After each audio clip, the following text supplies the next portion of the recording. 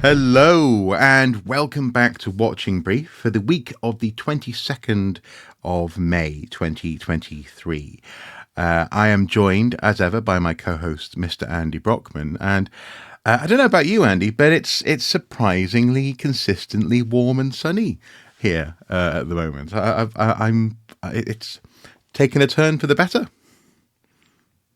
It is. I actually had to water our pot of tomatoes this morning. Well, there you go. Yeah, it's the English summer is here. It'll probably be gone by the weekend because we've got a bank holiday coming.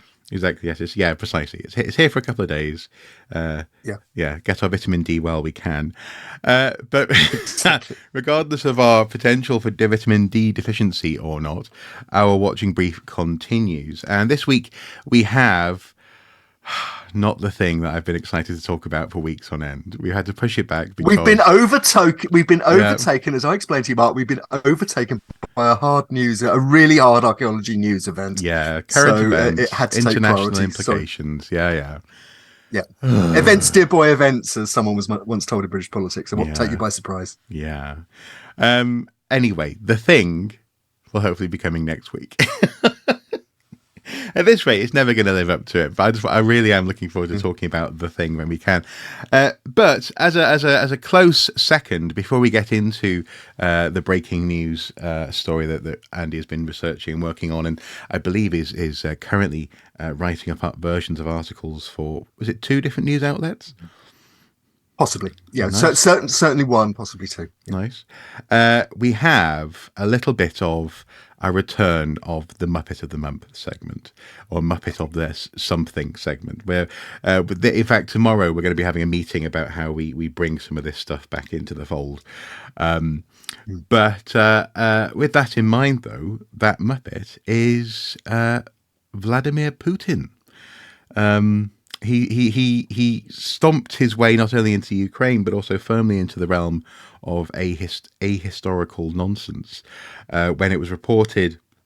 Here's a link from a news aggregate on yahoo.com. Russian President Vladimir Putin has decided to insist yet again that Ukraine was created by the USSR and no Ukraine existed before that. Russian media outlet RBC, reporting on an item broadcast on the TV channel Russia 24, detailed that Putin weighed in on the non-existent Ukraine by revealing a 17th century map, a mid-17th century map compiled by the French during the time of Louis XIV. He said that he had brought it to Putin to show that there is no Ukraine there, only the Polish-Lithuanian Commonwealth, Cossacia, and the Kingdom of Muscovy. Yeah. It's interesting, isn't it? Because when I saw this on Twitter, and someone had posted below it an image, a projection, I should say, of Pangaea, the single continental Earth that existed many millions of years ago before the continents drifted apart, and they went, "Oh my God! There's a map here where Russia doesn't exist," and it all got a little bit out of hand. But it's interesting. It's very interesting. It's always interesting to me when people say to archaeologists and historians, "Stay in your lane." You know, don't get political. Don't get current events. Don't talk about, social hierarchy and so on and so forth. And yet the very stuff of politics almost always is about presenting a vision for the future based on a story from the past. And in this instance, it's a story about a lack of a Ukraine in the 17th century. What do you make of it? Is he just desperate to keep the train rolling at this point, do you think? Look, I mean, first of all, this photo opportunity, and it was a photo opportunity between Vladimir Putin, as you said, president of the Russian Federation, and the chair of the Constitutional Court of the Russian Federation is a man called Valery Zorkin. And it was Zorkin, in fact, who brought the 17th century French map into Putin's office, and they did this photo opportunity where they're both looking at it. And I've got it in front of me now. Putin is standing there looking very serious with his arms on the table, looking down at this map, while Zorkin is intensely explaining why there's no Ukraine, and how somehow that justifies the undeclared war of aggression that Mr. Putin began last year. Mm. That's not aimed at us. That's not aimed, certainly not aimed at archaeologists and historians in the part of the world which is critical of Mr. Putin's action. But it had me thinking, who is actually doing Kremlin comms at the moment? Now, before we start, I have to say I'm slightly nervous about taking on any subject like this because I feel the need to steer clear of high windows and drinking green tea in restaurants, given the way it's okay. I don't like sushi. Mr. Putin allegedly responds. Well, no, I don't like Right. I don't like supermarket sushi. Anyway, so go on. But look, no, given the way that the Mr. Putin's regime responds to critics. Yeah. But look, no, in all seriousness, and it is actually a serious subject.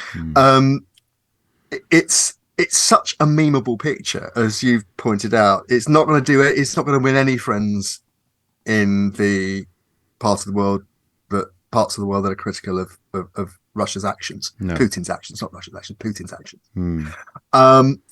But also, it's historically untenable. By the same token, if the map extended that far, Belgium wouldn't exist, and neither would Germany. And Russia recognises both diplomatically. Yeah, it's a piece of nationalist nonsense to try and justify the unjustifiable. The thing I've enjoyed most about it, though, and you can tell this is where I betray once again my credentials as a political nerd. But ever since I first did 20th century British and European history at A level in the late 1970s, I've been interested in the history of Russia and the Soviet Union, and then post Soviet period. And one of the little sidebars one of the little historical rabbit holes you can go down when you have that kind of interest is humor in Russia. And the tradition of satirical humor in Russia. People might remember, or I'm sure many people will be familiar with a piece of music called Troika, which comes from a suite by Prokofiev called Lieutenant Kijay. It's played most Christmases. Yeah. That one. That was apologies beautiful. To any classical musicians out there. Yeah, or anybody out there. Actually, I'm in the immortal words of Clive James, I'm sharp and flat at the same time. It shouldn't be possible. But no, the plot of Lieutenant Kijay is that a group of sort of Russian officers invent this completely factitious career for this war hero, Lieutenant Kijay, so that basically they can milk the system for their own benefit. Right. And eventually, they create this completely factitious career. He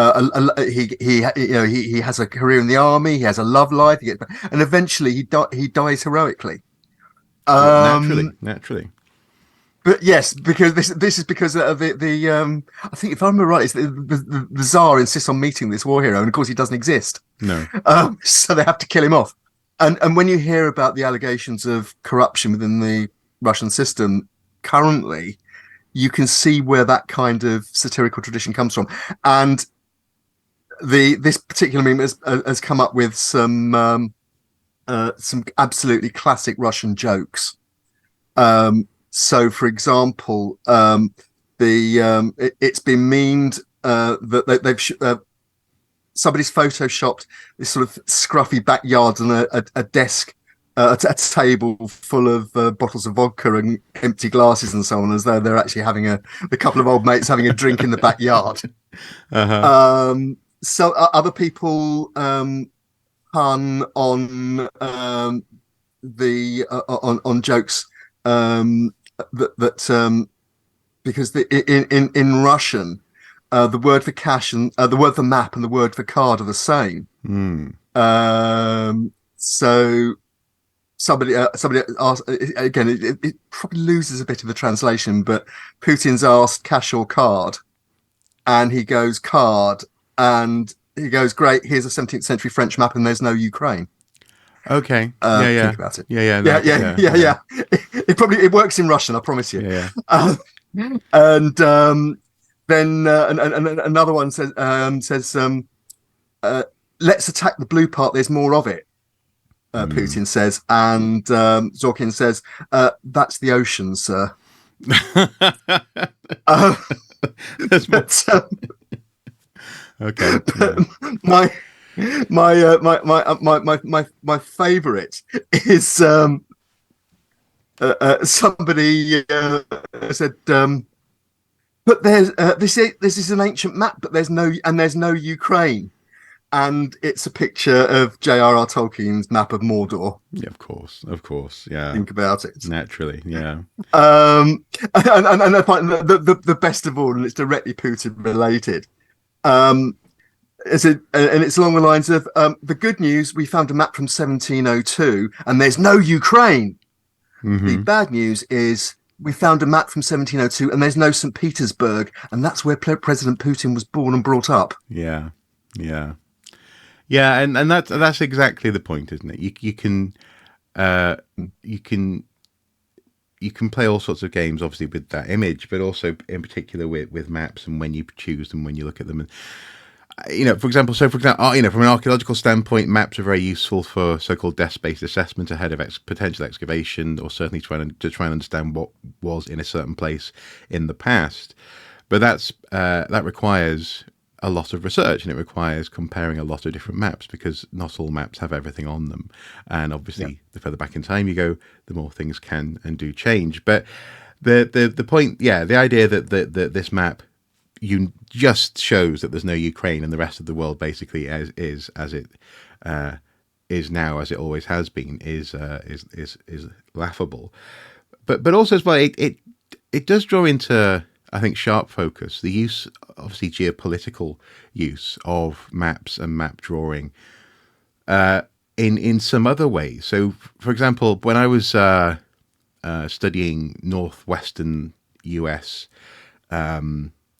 anthropology on the coast there, some classic studies about conspicuous consumption and big men tribes and matrilineal organizations of society, this kind of thing. You had the weirdness of people going into these communities, Western map makers coming in from places like Washington and so on and so forth, especially further up in Alaska, and saying, can you just draw on this map, please? What is your land? And then we won't build on it. And they couldn't conceptualize of what this perspective meant. And not only did that result in some, as they say, power imbalances when it came to land negotiations and ongoing land ownership, but also as well, I think it has implications for how, on a small scale, how archaeologists view the work we do on archaeological sites as well. I think, yes, I've read a few different criticisms of the fact that we all now tend to think of a site, for the most part, in plan. We think about it from a perspective that no one living can see unless they're in a helicopter, and even then, flying that close in plan would be highly impractical. In some ways, it's such an artifice, this map making thing, that you could say that it alters the way you think, and alters also presumably how you think you can plan to, for example, overtake the world or not, if you're trying in a game of Risk or something. Then again, speaking of games of Risk, 16th century, maps and particularly globe making were points of prestige. The more accurate, latest information on a map could make the difference between landing on the right continent or not, or, for example, whether or not you were one of the burgeoning superpowers of or large powers of Europe. And I think, is it in one of the palaces in London, one of the Henry VIII's palaces, where they have a tapestry hanging? I've forgotten what the name of the place is. The brick-built place. Is it Hampton Court? Hampton Court. Where there's a huge tapestry, and on it they've got very prominently placed this little golden orb of a globe. I think Shakespeare mentions it as well in one of his plays. This idea of new technology it's forming. Yeah, it's a metaphor. How we think about the world. Yeah, it's a metaphor within Shakespeare. And also, if you remember the famous Holbein portrait of Les Ambassadeurs. Contains a globe, if I remember, or certainly maps. So there is this sense, if you can map it, you can master it, isn't there? interestingly. Yeah, but at the same time, I think it's.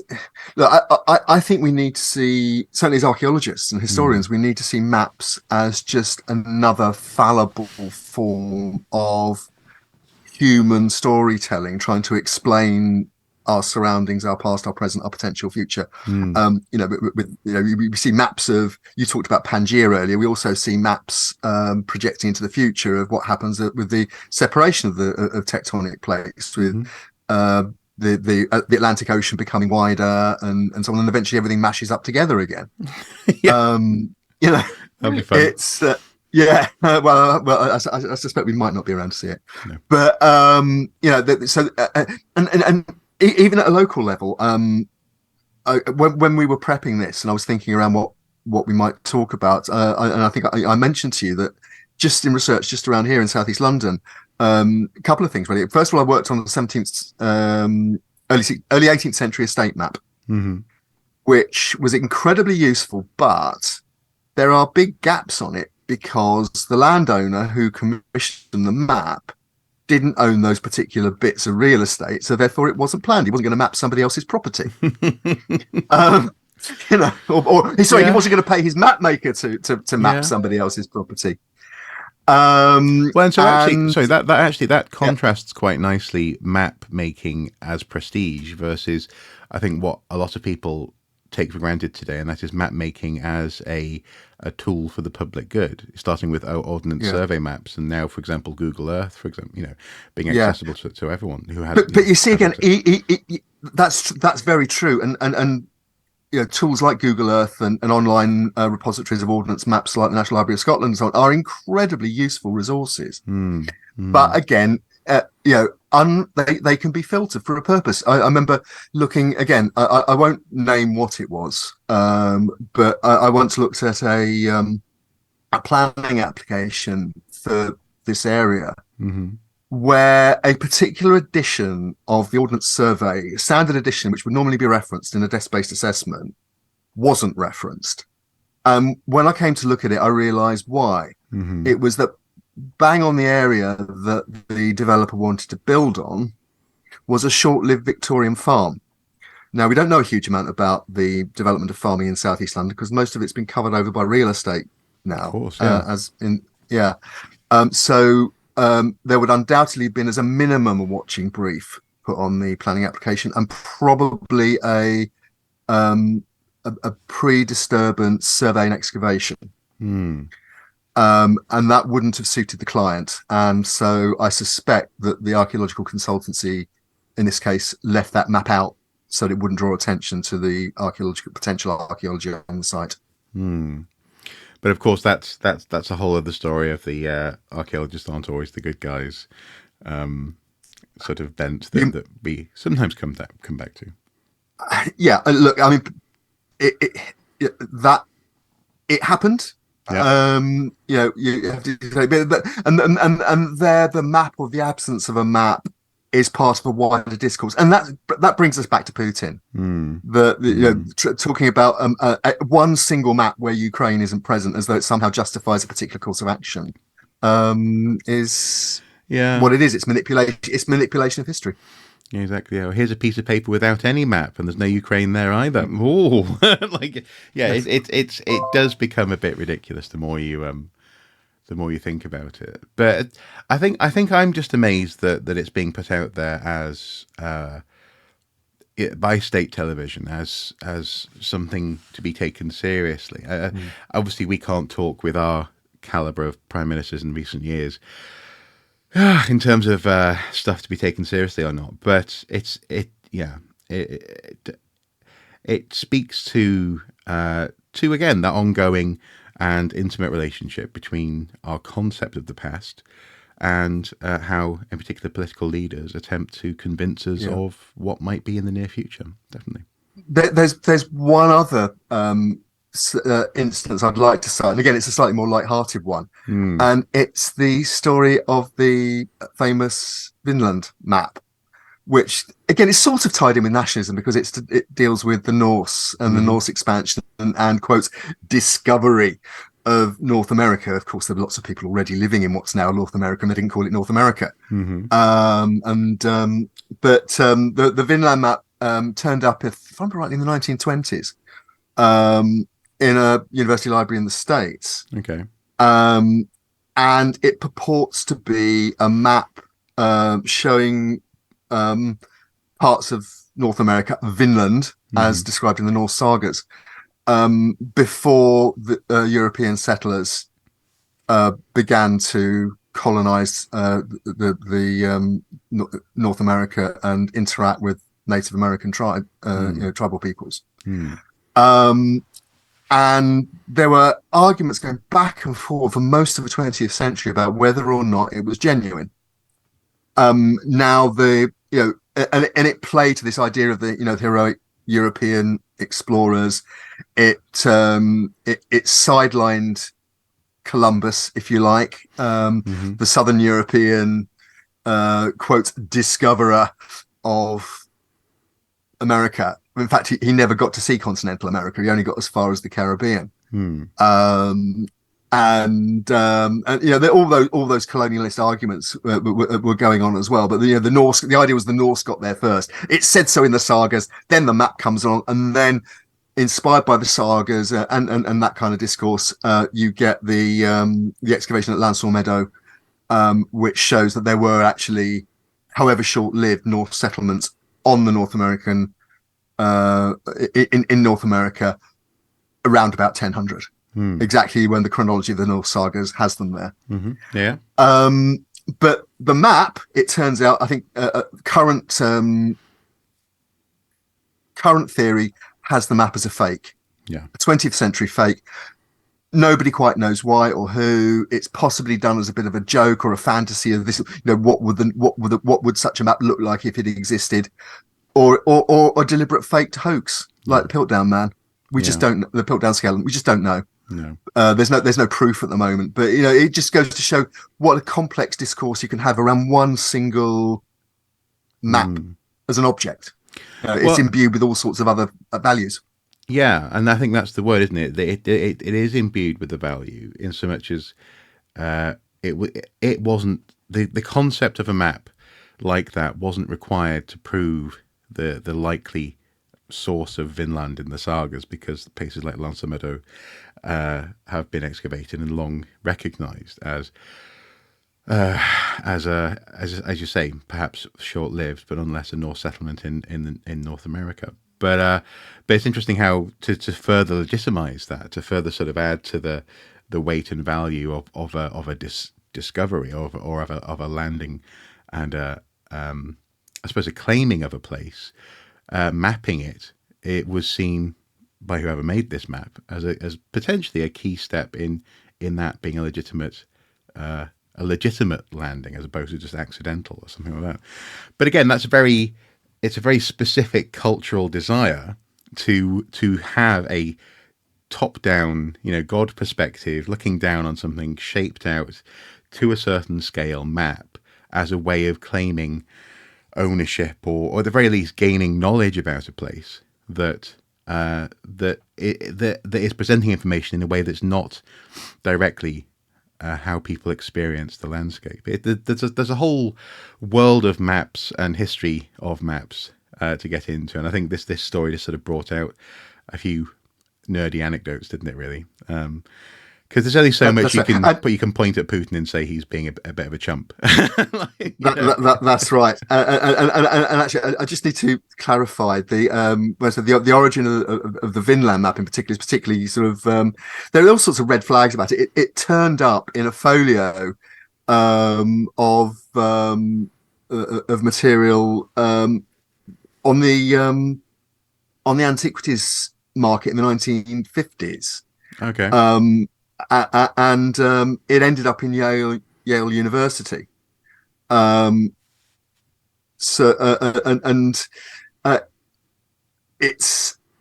was quite a sophisticated. It appears to be quite a sophisticated forgery, because it was the parchment that it's drawn on appeared to be dated to the right period, mid 1400s, pre-Columbus. Okay. So the question is, why why would anyone do that? What was it? Was it financial? Was it a joke? Mm. You know, Mm. and there's other similar things. I mean, I mean, people like Graham Hancock make a lot often of what's called the Piri race map, Mm. which Yes. allegedly shows Antarctica before Antarctica was discovered by European voyagers Yeah. in the 16th century. Mm-hmm. So, but that's again discounted by most historians. Mm. Mm. Um, so yeah, in the end, a map is only as good as the data as the data it's derived from and the use it's put to by human beings. Absolutely. I say that about our sat nav every time we go into County Durham. It hasn't got any of the current roundabouts on it, and it's often a bit like, no, this isn't a crossroad. This is Yeah. this is. Uh, So, cutting edge technology. A friend of mine has a generator hire company for the entertainment industry mhm. out in the wilds of on the Suffolk coast, actually quite near Sutton Hoo. And he has a river running just to the south of his yard, and he often gets. He said he often got phone calls from drivers Mhm. coming to do a collection or a drop, saying, "Okay, I'm by the river. The sat nav tells me I'm about a kilometre away, 5 minutes away. How do I get to you?" Mm. And he says, "Well, actually, you have to drive back, go 20 miles round the other side to the nearest bridge, and come in on the right side of the Mhm. on the Mhm. right side of the river." Yep. Because the sat nav didn't know the river was there. Yep. Yep. Yep. Exactly. Only as good as as the information on it. Exactly. Well, yeah, something a little bit of a chuckle there, folks. We'll link below. See what you think. And I think we should also add, obviously, we're very conscious that the war in Ukraine is still ongoing. And as we've done before, we'll link to the UN HCR appeal Hmm. for, to help people affected by the war in Ukraine. Yeah, yeah, and also the ongoing Disasters Emergency Committee link as well, just below. Yes, of course, yes. Yes. Anyway, we'll be back in just a moment. A watching brief is a formal programme of observation and investigation to record and report on notable discoveries on an archaeological site. As part of our ongoing watching brief, Andy and I work hard to bring you the best, the worst, and sometimes the more quirky happenings from the world of archaeology. We aim to provide a space where voices can be heard, opinions shared, and sometimes truth spoken to power. If you believe in the work we do, please consider supporting us on Patreon for as little as $1 per month. Thank you.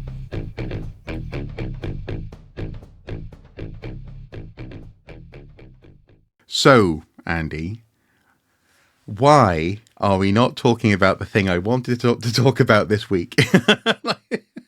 And I've wanted to talk about now for weeks, but what's happened, and why are we bringing it to our wonderful viewers' attention? Okay. Basically, 2 days ago, we were woken up in the UK to events that have been going on in the South China Sea.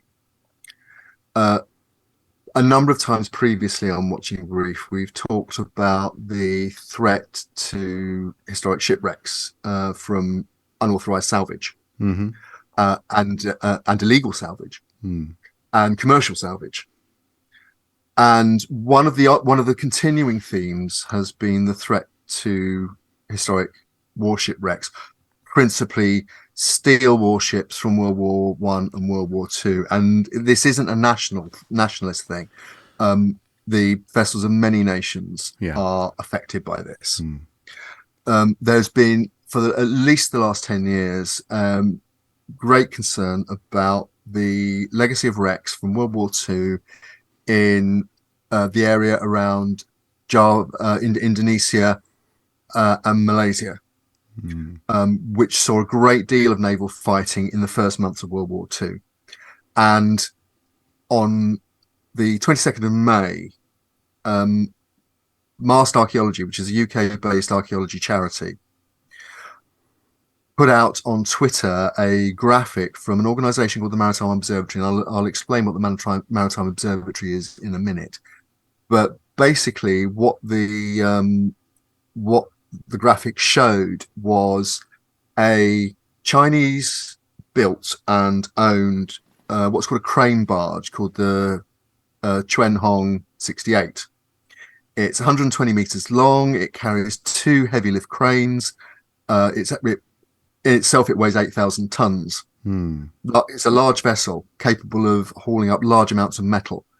And it has been connected with a number of, I'll call it theft, actually, because it's thefts of material, unauthorized lifting of material from warships lost on active service in the area around Indonesia and Malaysia. Okay. In 2016, it was associated with the destruction of the wrecks of some Japanese vessels, amongst others. So this vessel has form. It was spotted over the wreck of HMS Prince of Wales on the 25th of April and the 15th of May this year, so recently. It would not have been sat there fishing. No. It is believed, and I'll explain in a moment, there's good reason to believe that it was actually engaged in the active destruction of at least parts of the wreck of HMS Prince of Wales, and removing it to a scrapyard in Malaysia. So just to be clear on a couple of things. First of all, where is this ship? Where is she based? Where does she berth?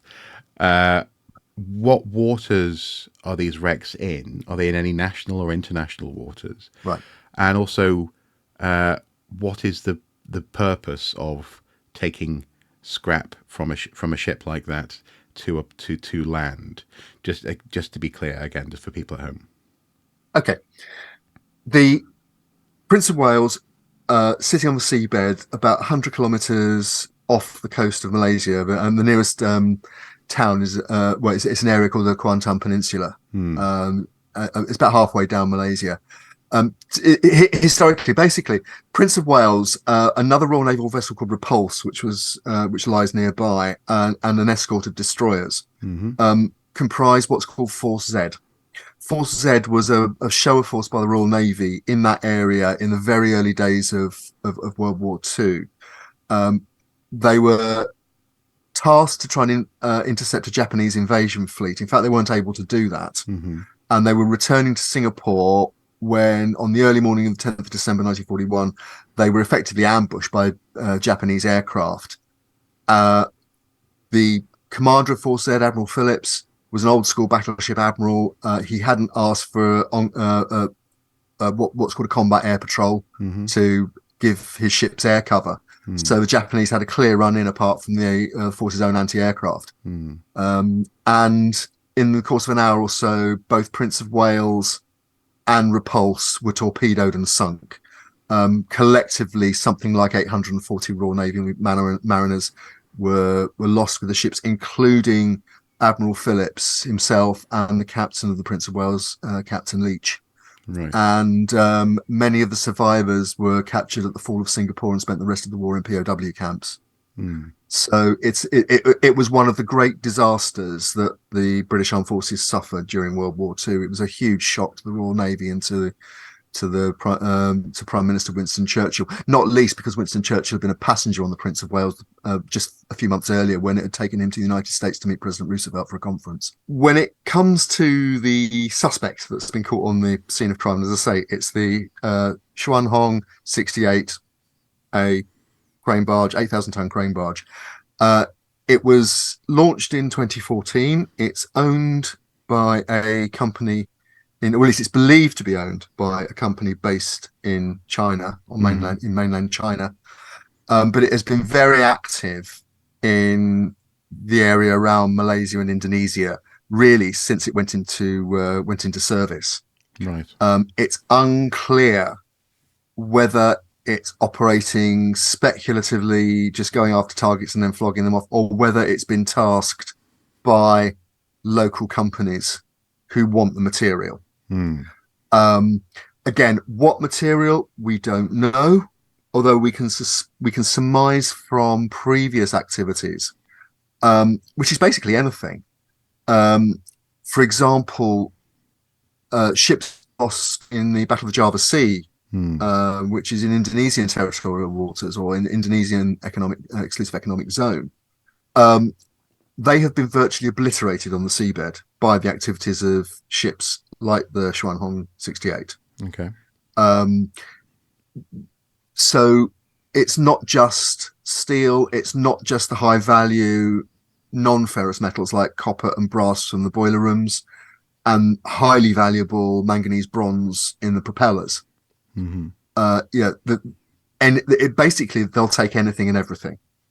There is speculation among some people that they're supplying the market for non-nuclear steel, which is basically steel that was made before it could be contaminated by atmospheric nuclear tests from 1945 onwards through into the early 60s. And what's the benefits of that? Well, it basically, if you're making highly sensitive instruments for measuring things like radioactivity, you don't want to make them out of anything that is radioactive. Okay. Yeah. Itself, because it creates complications. Yeah. So in the early days of the nuclear industry, there was said to be a demand for, quote, non-nuclear steel. There are reports that, for example, British battleships and warships that were made before 1945 and then broken up in the 50s and 60s, steel from them went towards that kind of industrial use. However, I think there's a general consensus now that that is overstated, and in fact modern steel production methods eliminate a lot of background radiation which comes when oxygen enters the process. And also since atmospheric nuclear testing was banned in the early 60s, background radiation has fallen. So what we're looking at really is the scrap metal industry in action in Southeast Asia. And so just to be very clear on that, first of all, this isn't about, for example, as we see sometimes off the northeast coast here, people going diving and recovering things like things of maritime interest, like portholes and ship's bells and this kind of thing. It's not that kind of interference. It's literally raw materials that they're after, or rather the inherent material of the ship. Two things there. Previously, there have been issues with recreational divers taking material from shipwrecks. One of the British shipwrecks, HMS Exeter, items from HMS Exeter turned up for auction in Sydney in Australia, recovered by a diver, and in fact the British government had them seized. Right. Because that was an unauthorised interference. And there have been other occasions when there have been allegations that divers have been entering the wrecks, including Prince of Wales and Repulse, and removing material. But those divers don't charter 8,000-ton crane ships. Crane barge. No. And in fact, in another incident where the Xuanhong 68 was involved, a number of Japanese troop ships and a destroyer that were popular dive sites were actually destroyed allegedly by the Xuanhong 68. And the local diving industry was furious about it because that lost, an income stream for them. Right. So, this is even before you get onto the morality of it, we maybe talk about that in a minute, and the legality of it. There are, economic issues with local businesses, and in fact, the local environment. The one of the things that the Maritime Observatory pointed out was that an oil slick up to 2 kilometres long appeared to be coming off the Prince of Wales wreck site, almost certainly due directly to the activities of the Xuanhong 68 ripping into the wreck, because both ships were fully fueled when they went on the operation that led to their sinking. Yeah, and this is why this sort of wrecking yards are specialist locations, isn't it? Is to control substances in particular leaving vessels. I mean, frankly, you can't even take apart a car on dry land without taking it to a particular place or having the right facilities. So, okay, that's well, so that's the environmental and local economic concerns, and we've addressed the reasons why a ship like this would be doing this in terms of recovering material. Before we get on to it being a military wreck, what do we know? Where? So if it might have been chartered by companies in Malaysia, do we know anything else about that? As in what sort of companies or who might be responsible for this, or is it a ship for hire in that sense? Right. Now, it's unclear. Local media, and in particular a news outlet called the New Straits Times, makes a number of allegations about it, and also shows a number of pictures, including scrap metal that are photographed onshore at a scrapyard in Johor, photographed by the Malaysian police who raided the yard. It's alleged that the grab dredger is crewed by a mixture of Chinese nationals, Nepalese, Bangladeshis, and native Malaysians. Right. It's also alleged that because the work's hard, it's dangerous because the nature of the materials they're dealing with, including explosives, but also the fact it's illegal. It's alleged that the crew are quite highly paid to do it, and they're very good at it. Right. Because they want to get in and out and away. That's right. Yeah. They need to. Exactly. They want to get in and out quickly with the goodies. Yeah. It's also alleged that the registration was changed, and that they effectively duped the local authorities by saying they were going to salvage a particular Chinese vessel that sank in the same area. But in fact, they went to the Prince of Wales, which is nearby. Right. Okay. Now, and then the stuff was offloaded at a private yard in a place called Tanjung Belongkor, which is Johor, which is the southern end of the Malaysian peninsula. And ironically, it's the owner of the yard who appears to have blown the operation, because it is alleged he posted a video of the Chuan Hong 68 unloading scrap at his yard on TikTok, and people started asking, "Wait a minute, where's this stuff coming from?" Yeah. And chain of events, the police got involved and raided the yard. The TikTok account apparently has been deleted now, and the owner is being looked for by the Malaysian police. Right. Okay. I mean, thank goodness for fools and social media, I guess. But okay, so I could tell you stories about metal detectorists who've posted unfortunate videos of their activities on social media. Yes, and at some point you may well. Yes, at some point I may well, and basically, the whole point about social media is that you get seen, but you can't control who you get seen by. Exactly. Okay, so this was a in-service military vessel when it went down. As you say, mariners were lost in the sinking. Yeah. And before we just touch on that in terms of ethics, it should be said that Britain has form in the post-Second World War era for licensing salvage of wrecks. I believe, correct me if I'm wrong, that Churchill himself potentially licensed some shipwreck salvaging in the North Sea. Is that correct? Certainly, the government of Churchill in the early 1950s, Churchill's second government after the war, his last stint as Prime Minister, during that period, the Royal Navy was licensing the scrap salvage of British wrecks in the North Sea, including HMS Cressy, HMS Hogan, HMS Aboukir, three cruisers that were sunk at the beginning of the First World War in September 1914. with the loss of over 1,400 mariners. Yeah. The Royal Navy in the past took a very practical view of these things, and if HMG Utilitarian. can make a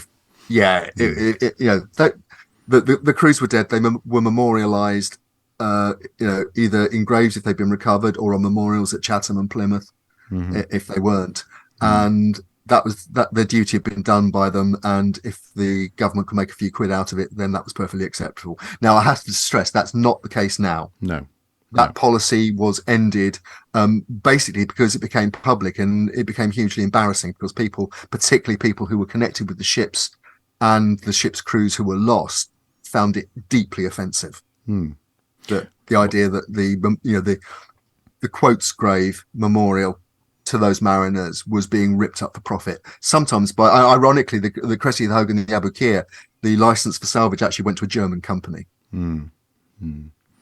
Yeah, and wasn't there more recently a Netherlands-based company as well doing work? Yeah, back in 2016, we did an investigation into long ago. Company called Friendship Offshore. We did a special investigation to coincide with the 100th anniversary of the Battle of Jutland. That was it. And the Battle of Skagerrak, as it's called in Germany and Denmark. And we found a company called Friendship Offshore was ripping into, in particular, we looked at the case of the battle cruiser HMS Queen Mary, where they'd taken material, landed it in the Netherlands, and gone into the supply chain for the scrap metal industry. Maritime archaeologist Dr. Innes McCartney did research on the Jutland wrecks and found something like 3/4 of them showed signs of having been salvaged, and in some cases heavily salvaged by companies, and it's often not even known who by. It's completely unauthorized. And so I know it might sound as though we're getting a little bit off topic there, but the point being that later activity was done contrary to British policy, but previously that's right. The Royal Navy had okayed it. Yes. In this instance, if we have the HMS Prince of Wales as a sunken vessel, you were saying off camera earlier that it sank belly up in that sense. The bow, not the bow, sorry, the keel is facing upwards, so it's in that orientation, and therefore access, for example, to the goodies, as you say, the metals in the engine room will be through that from that orientation from the top. What does this mean for the site as a form of war grave?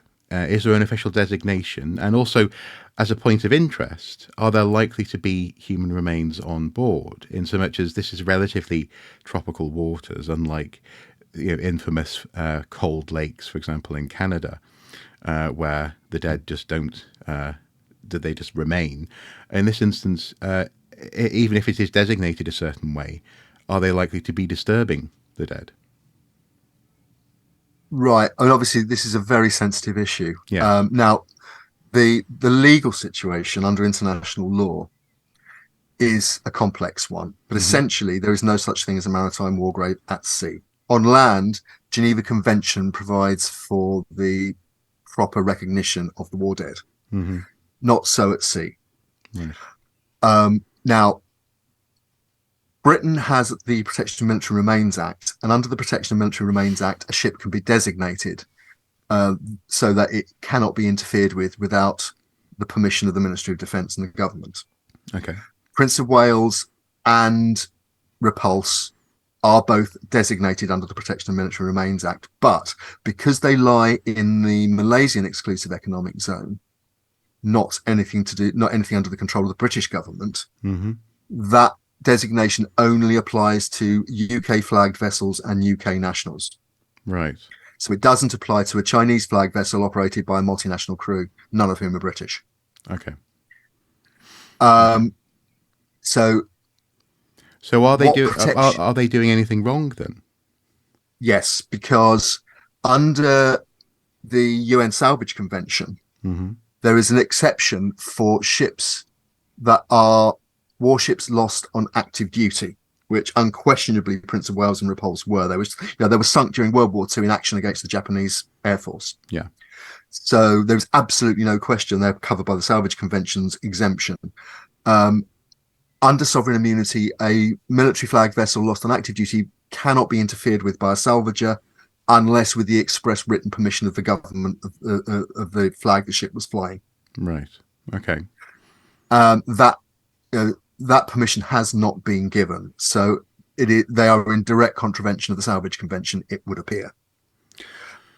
The problem with that is two things. First of all, any action would have to be taken through the courts by the British government or the local government if they've broken that local heritage law, which is another possibility. So that's the only other possibility that might exist. But basically, if the British government wanted to take action, it would have to take action in the Malaysian courts against the company that owns this ship and the owner of the scrapyard. Citing UN... citing the Salvage Convention, the UN Salvage Convention. Right. Yeah. Okay. Yeah. Okay. Mm-hmm. But that kind of prosecution is difficult. It's expensive, and what would it gain? I think will be the calculation in Whitehall. And again, this is quite a grim subject to think about. But first of all, we know that 840 odd Royal Navy mariners were lost. Yes. We don't know whether they were lost in the ship or around the ship. It is highly likely that people remained in the ship, particularly in the compartments lower down in the ship. They would have been closed up at action stations, sealed into areas like the shell rooms and that kind of thing, supplying the ammunition in engineering compartments and so on. And not everybody will have been able to escape from below decks. Right. And the other issue is that, yes, human remains do turn up on wrecks in that area. People might be familiar with Truk Lagoon, for instance, where a large number of Japanese militarized merchant ships were sunk in Operation Hailstone by the American Navy, naval aircraft, where human remains are routinely encountered and in fact sometimes repatriated to Japan. Right. So all the sensitivities about human remains in a maritime archaeological context apply here. Yeah, and of course I should say, even if the remains were technically gone, the ethics of a vessel that went down with so many crew on board remains. I'm simply asking, I suppose, just for that fuller sense of context. So, what can be done then in this instance? Right. In preparation for a couple of articles I'm writing about this, I spoke to a number of people, including Professor Mike Williams of Plymouth University. And what Professor Williams said, and he's a recognised expert in maritime law, in fact, one of the leading experts in maritime law in the country. And what he said was that really, in his view, the only way forward was a joint heritage initiative by the Malaysians and the Indonesians, but in this case, the Malaysians, working with the British government and the Royal Navy to actively monitor the sites and intervene at an earlier stage if similar things happen in future. But even before that, again, other archaeologists I've spoken have said, look, the first thing that needs to happen is a survey to see just what's been done, just what the damage is.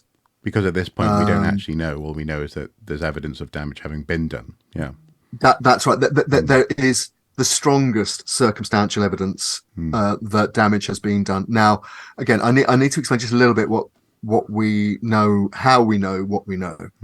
The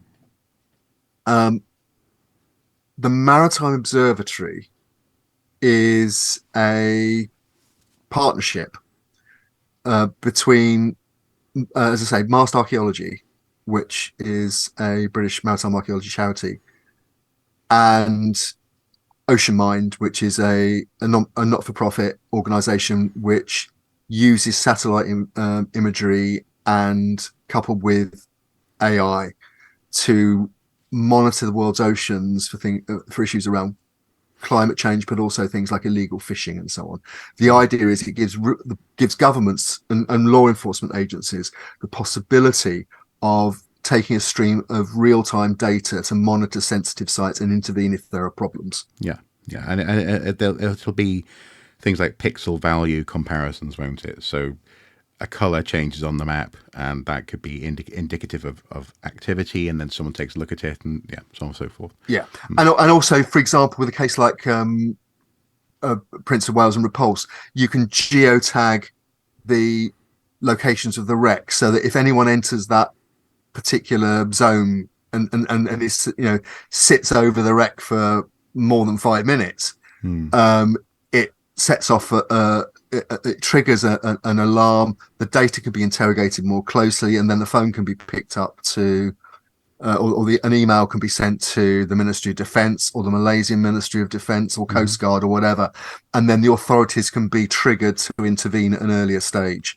so that the ship gets a flyby from the Coast Guard and maybe a visit, which might concentrate their minds a little bit, and if necessary, and enables the possibility that the ships might actually even be arrested on site, caught red-handed, as it were. The Maritime Observatory was set up to do this specifically for heritage sites. And in this case, Giles Richardson, who is an employee at Mast, will analyse the imagery. It's actually imagery from a satellite called Sentinel-2. It's an Earth observation satellite. And it actually is part of a programme called Copernicus, which is operated by the European Space Agency. The data from Sentinel-2 was precise enough to be able to spot the ship in action on those 2 occasions. But unfortunately, the satellite only made a pass to capture the data every 5 days or so. So it was a snapshot of what actually happened. Right. What they're doing now is widening the search to other information sources to see if they can get a more detailed account of what happened. But Giles said a number of things. First of all, that it's deeply frustrating and upsetting to see these historic wrecks attacked again, and in the same way, and by one of the same vessels that was involved in the original incident almost a decade ago. That's other incidents of stealing, of theft from these warships. He acknowledges that Prince of Wales and Repulse are difficult sites to protect, which the Ministry of Defence always argues. They're offshore, they're not in UK jurisdiction, they require partnerships with local governments and law enforcement.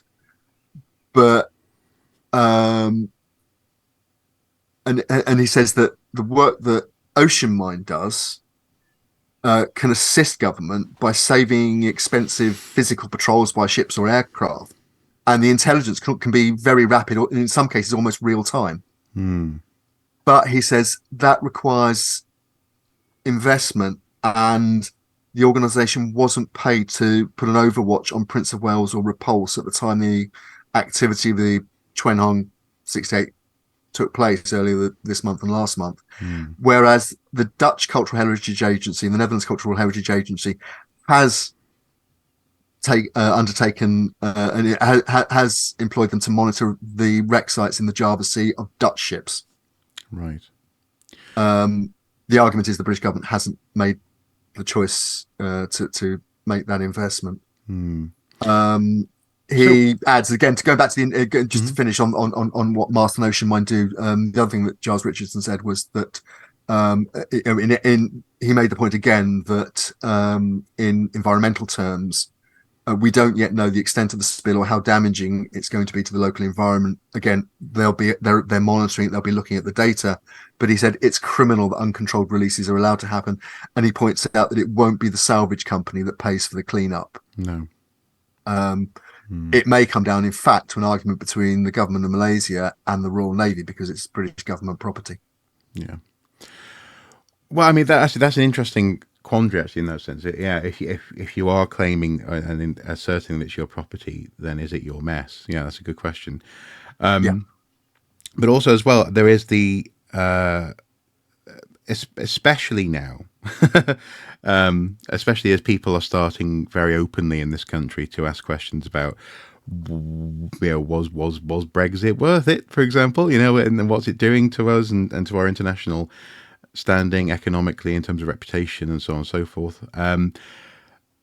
these sorts of moments are actually quite important for setting precedent in terms of what people feel as though they can get away with when it comes to nibbling at vulnerable sites such as this. Is there any sense that you've got so far that the government or the Ministry of Defence at least, or someone, is trying to make the case that actually it's important to, on ethical grounds, but possibly also in terms of sovereignty, to take this sort of stuff quite seriously? Right. That's a very interesting point. I mean, the Ministry of Defence, the when the story broke, which was really at the beginning of this week, so we're about 4 days in now. Mm-hmm. The Ministry of Defence, I rang the Ministry of Defence press office, and they were not surprised to get a question about it. The press officer I spoke to had been briefed to expect questions and to refer those questions to what's called to the Royal Navy, to Royal Navy Command and the Royal Navy press spokesperson. Right. Now, I contacted the person that the MOD main building press office put me in touch with, and the press officer said that it talked about sovereign immunity, that the and then it said, and I'm quoting here, we, British government, Royal Navy, we strongly condemn any desecration of any maritime military grave. Mm-hmm. So they don't call them war graves because they're not. They call them maritime military graves. Mm-hmm. Quoting again, where we have evidence of desecration of wrecks of Royal Navy vessels, we will take appropriate action, including working with regional governments and partners to prevent inappropriate activity at such sites. Now, as you can see, that is a statement with any number of holes and get-outs. Well, it's also weird because how once you've detected a problem, can you prevent that problem? Well, Ocean Mind would say by employing us to monitor the site in real time and tip you off if a crane barge turns up again. Yeah. So that So basically, and obviously there and again we've got to remember we're in a very sensitive geopolitical area now, with the expansion of China into the South China Sea, the building of Chinese installations on remote islands and atolls and extending them so that they become permanent features in the oceanscape rather than sometimes covered by water, which they were in the past. Mm-hmm. And the new AUKUS pact between the United States, Australia and the UK, involving Australia buying nuclear submarines. This is all about the geopolitics of the area. So again, the fact that it's a Chinese flag vessel that's involved is another sensitivity. How much does the British government really want to piss off the Chinese, to put it crudely? But I suppose that's I suppose that's my point. And not people at home know I have a very particular form of patriotism. I'm not a gung ho flag waver. But at the same time, I do think there are things that are important and things that should be considered to be, as it were, sovereign and sacred. And one of those things is the war dead. And so in that sense, yeah, sure, don't piss off the Chinese. But in that sense, why are the Chinese not bothered about desecrating war graves? And that is a very good point. And in fact, a maritime archaeologist colleague put it to me yesterday that there is some potential leverage there if the UK government is having discussions with the government in Beijing about this issue. And that is that, well, two things. First of all, the Chinese government has invested in maritime archaeology in the last few years, particularly since an Australian diver called Michael Hatcher lifted a lot of material from Chinese trading vessels. And particularly, most famously, a vessel called the Texing, which sank in the early 1800s with heavy loss of life. It's sometimes referred to as China's Titanic. It was carrying a lot of export porcelain, which was sold through an auction house in Amsterdam. It got to the stage where a Chinese delegation was sent to try and buy back material that was up at auction and couldn't afford to meet they didn't have a budget to meet the prices. Right. And since then, the Chinese government have been quite active in asserting their rights over shipwrecks. And just in the last couple of days, it's been announced that they've found 2 wrecks containing material which are in the process of being archaeologically salvaged. Before, whereas in the past it might have been treasure hunters that got there first. By the Chinese authorities themselves. So it could be said that, look, you're doing this with your cultural property. Please help us to respect our cultural property. It can work both ways. Yeah. And I that's what I mean. I don't mean this necessarily as in you go there and you rile up people's feathers, but at the same time, coming at it from you understand the principles of respecting and wanting to protect your own shipwrecks. Surely you must understand our desire to do similar. Yeah. Yes. And a last point just on the British response to this. The National Museum of the Royal Navy, which is the official museum of the Royal Navy, it's part funded by government, has issued a statement. Professor Dominic Tweddle, who's the Director General, said, ours is the leading voice of the heritage of the Royal Navy, and core to our mission is to memorialise and remember the role that men and women fulfilled serving their country.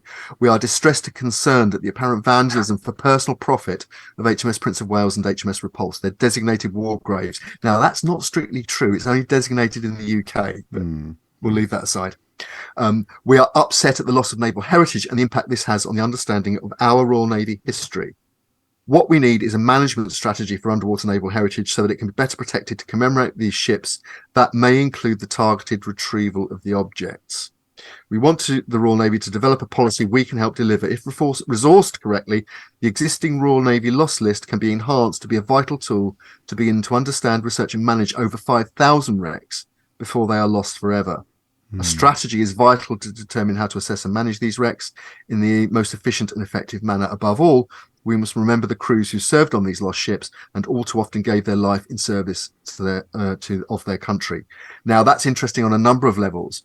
Obviously, it's pitching it about memorializing, but it's talking specifically about archaeology in terms of the targeted retrieval of objects. There are resourcing and ethical issues around that, but deeply underlying it is an implicit criticism of the government and the Royal Navy for not having such a policy in place at the moment. Yeah. Now, I've been talking about this for over 10 years. I'm researching it for over 10 years from an archaeological point of view. When I was researching the Prince of Wales case, the first reference to potential damage by illegal activity on the Prince of Wales is mentioned in Parliament in 1976, nearly 50 years ago. Right. Yeah. And so, well, presumably then, got to keep an eye on this and also push for government to take its responsibilities seriously, I suppose, because certainly it's been demonstrated that at the very least the British public expect these wrecks to be respected. And there are various ways in which it could be achieved. I think we're going to be talking about this again and probably quite soon. Yeah. Well, folks, that's been our watching brief for this week. Next week, fingers crossed, nothing else turns up and we get to talk about the thing. The thing that I'm so desperate to talk about that I'm sure we'll have some, some fun, but also some serious points to make with as well. Thank you for your time as ever, Andy. Thank you guys for watching at home. Please do comment below. Please do let us know if there's anything else that you would like us to comment on or pay attention to in the world of archaeology, history and heritage. You can contact us via the email below. You have access to our DMs online as well. And also there are confidential means of contacting Andy, in particular at the Pipeline. But until next time, take care. Bye-bye. Bye-bye.